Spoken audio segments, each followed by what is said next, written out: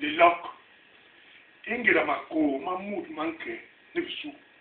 matembe ne bus to le mako me manka epang enyongim le koro to le enyongim le tobo le yembe mura loc nyen banka le emonunu ansangim le loc ingela unyi ngisi nyuyong inyagele unti mbabong le lenjam linka dangili nyen banka le unsangim le loc to le unsangim yebi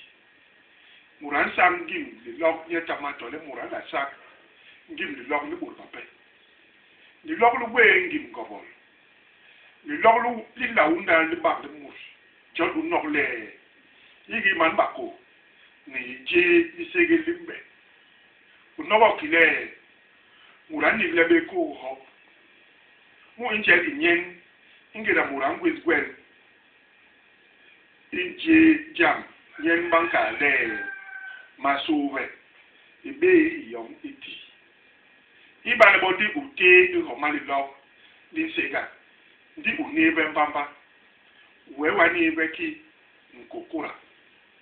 ni lobule be baki ngimbani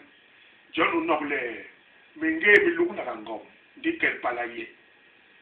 bolo ba be sal le hongo to le hongo longo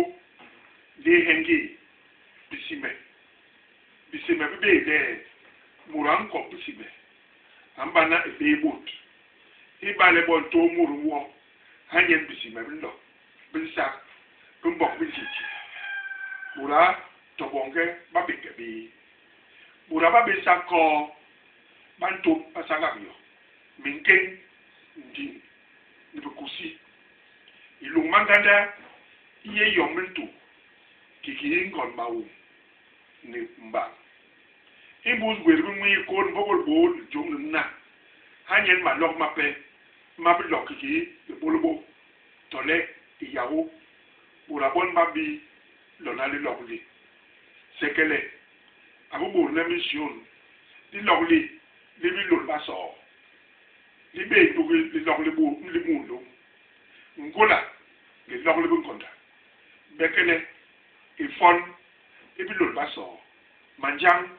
bo lombanko bo rabasaga bo lom isigo ijingo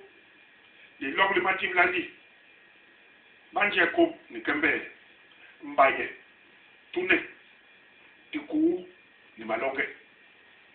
gweki malok malok mapeki majamba de lok ngira lokwe ti kos ni sege malande makune mabombo babe bagwe ngible lok di babe sebe le hongo le be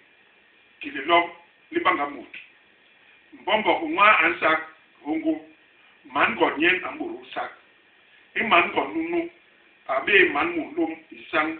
abe atele ba ni long ile ngodye yonu ngwele nye man mulum nunu